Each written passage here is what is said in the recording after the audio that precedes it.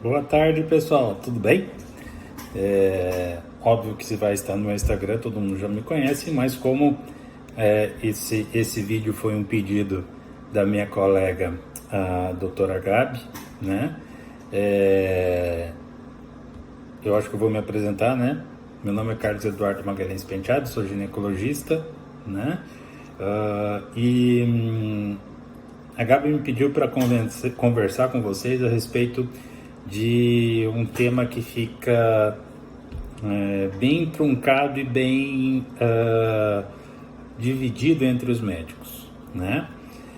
Primeiro, uma das coisas que, para a gente não ficar aqui brigando, né, a respeito de gestrinona, eu acho que a gente tem que estar pensando assim, você vai estar começando a assistir esse vídeo já contra a gestrinona ou a favor da gestrinona? Qual que é o teu pensamento, né? A princípio, eu também tinha uma ideia um pouco xiita, né, bem conservadora com relação à gestrinona, até o momento que eu a conheci, né? Inclusive alguns colegas endocrinologistas, né, que realmente conheceram a gestrinona, esse hormônio em si, eles começaram a pensar diferente. Eu acho que minha proposta é essa, não é convencer ninguém a respeito de gestrinona, né? Mas sim a gente esclarecer para vocês, e aí eu quero que vocês tomem, né, por vocês mesmos as suas próprias conclusões, correto? Então vamos lá. A gestrinona é um hormônio que não é novidade. A gestrinona é um hormônio bem antigo, tá? Ela foi empregada, né, e foi trazida para o Brasil há um tempo atrás com o nome de dimedrose, como um método anticoncepcional. A gestrinona, ela tem, via oral esse método anticoncepcional, desculpa. A gestrinona, ela tem as suas características, né, bioquímicas com relação ao hormônio, ela tem uma potência muito grande antiestrogênica, né, e antiprogestágena, ok?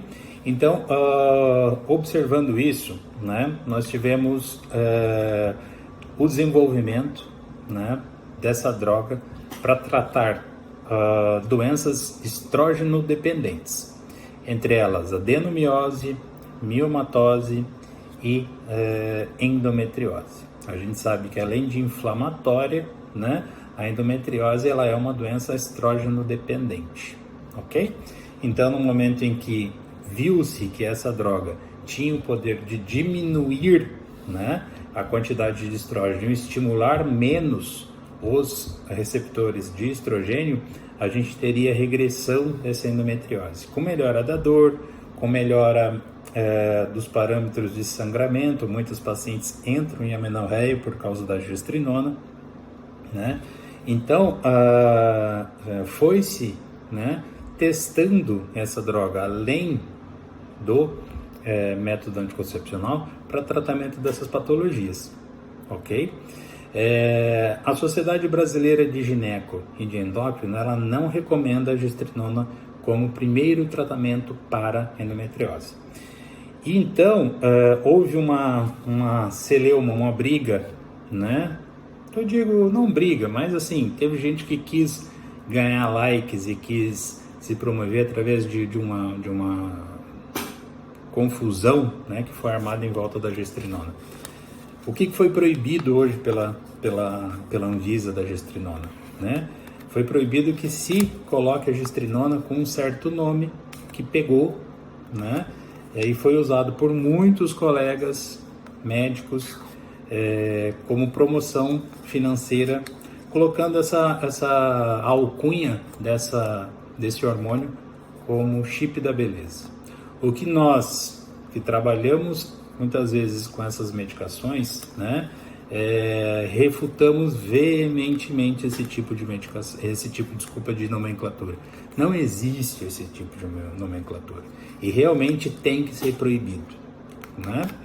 Ah, doutor, então por que ela foi tão combatida? Porque, como tudo na vida, né, a gestrinona foi usada erroneamente para outros fins, né? E aí, quando a gente pensa nesse nome chip da beleza, vocês imaginam com que promessas que esse hormônio, né, foi colocado para as pacientes. Então, a gente tem que colocar, né, limites, sim, para o uso de hormônios, né? Hormônio não é brincadeira, né? Eu vejo muita gente colocando gestrinona, testosterona, como uma coisa muito comum, né? Sem nenhum tipo de senso, né, de cuidado com o paciente, advindo todos os problemas e todos os efeitos colaterais depois. Como a gestrinona, né, outros hormônios não têm a indicação do seu uso para melhoras físicas, como por exemplo, anabolismo ou emagrecimento. Implantes, gestrinona via vaginal ou implantes não fazem emagrecimento. Chega de pensar nisso, tá? Gestrinona não emagrece ninguém. Gestrinona foi feita com o método anticoncepcional e depois utilizada, como eu disse para vocês, para endometriose, para sangramento irregular, né, em grande volume, grande monta. Foi trazido para tratamento de adenomiose e tratamento de miomatose uterina. Tá? Só que foram se aproveitando dos efeitos colaterais dela, ok? Que depois a gente vai falar, certo? Bom, essa droga, ela é utilizada, tá, off-label por muito tempo. E o que é uma coisa off-label? Nós temos várias medicações que nós utilizamos fora da bula para tratamento de algumas doenças, tá? A gestrinona, ela não é proibida no Brasil, né? Senão as farmácias não continuariam fazendo gestrinona quando nós fazemos a receita, tá? Então não há nenhuma proibição, ela está registrada, tá? Então a gente não está mexendo com nenhuma droga proibida, a gente não está mexendo com nenhuma droga fora da legislação. Não vai vir ninguém aqui prender o médico porque ele usou gestrinona. O que a gente recebeu de proibição pela Anvisa foi a nomenclatura como chip da beleza. Então vamos botar isso em mente. Acabou essa história. Chega, tá? Gestrinona não emagrece, né? Gestrinona não vai deixar ninguém mais bonito. Até porque hormônios não podem ser utilizados com essa finalidade. Por quê? Um dos efeitos colaterais, né, da gestrinona, né, é a diminuição do edema, diminuição do estrogênio e aumento de massa muscular. Bom, a gente sabe que estrogênio, principalmente quando a gente ingere estrogênio, ele chega lá no fígado, tá? Aumenta a transformação, né, que acontece para renina, né, e aldosterona, ok? E faz com que a gente tenha lá no nosso rim uma excreção menor de sódio, ok? Então, o sistema renina, angiotensina, aldosterona. Então, forma-se mais angiotensina, que se transforma em aldosterona, isso é o estrogênio que está fazendo, né? E aí, a gente tem uma retenção maior de sódio, tá? Se eu tenho uma retenção maior de sódio, o que vai acontecer pelo meu rim? Eu vou fazer um acúmulo maior de água e aí se provém até aumentos de pressão arterial em algumas pacientes que fazem uso de estrogênio.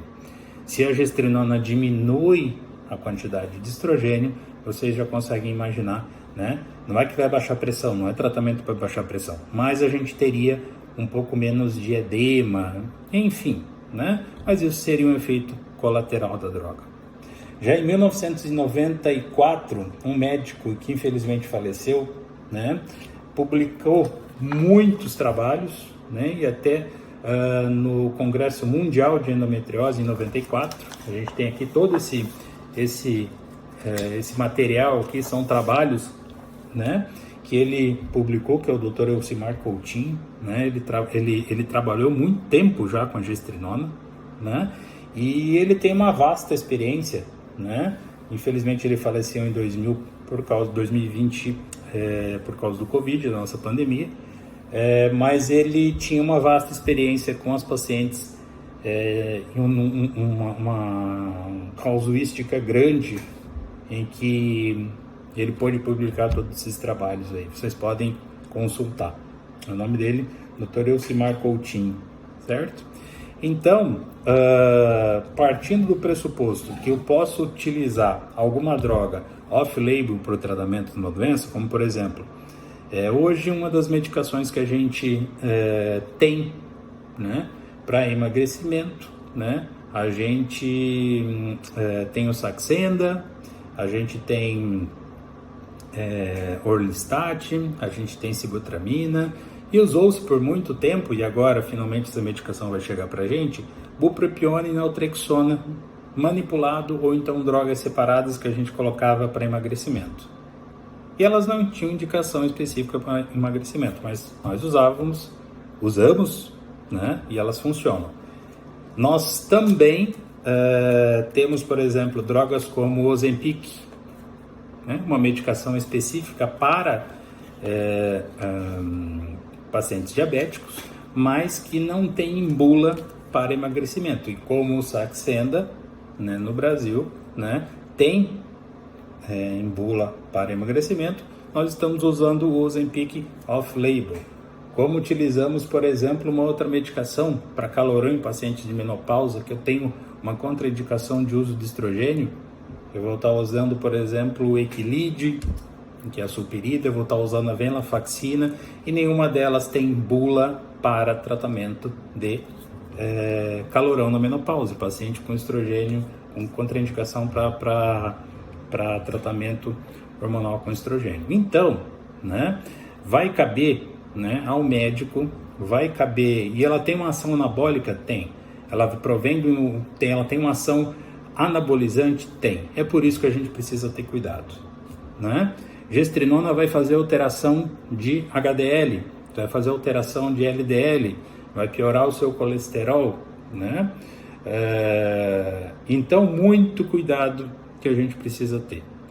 E eu concordo que realmente ela deva estar extremamente controlada e restrita, apesar de muitos colegas não terem muita mão para o uso da gestrinona, e a gente está vendo aí o que aconteceu. Um monte de pacientes com efeitos colaterais, porque ela tem também uma capacidade muito grande de baixar esse HBG, isso faz com que a gente tenha uma quantidade de testosterona livre muito mais alta, né? Transformando-se em DHT, fazendo com que a gente tenha nesses receptores de DHT acne, espinha, oleosidade, né? Mas a gente não vai ter nenhuma paciente careca, a gente não vai ter nenhuma paciente falando grosso, a gente vai ter, são coisas que são reversíveis, certo? A não ser duas situações em que a gente tem uma hipertrofia de clitóris, né, e hipertrofia de cordas vocais, as quais, né, a gente tem um processo em que a gente não conseguirá, às vezes, revertê-lo. Mas fica aqui meu agradecimento a Gabi, né? Se vocês quiserem, a gente pode continuar conversando sobre isso, as apresentações que a gente tem da gestrinona, né? E espero que vocês tenham gostado. Qualquer dúvida, mandem aí a sua pergunta que a gente vai estar à disposição para vocês, ok? Um grande abraço. Boa tarde.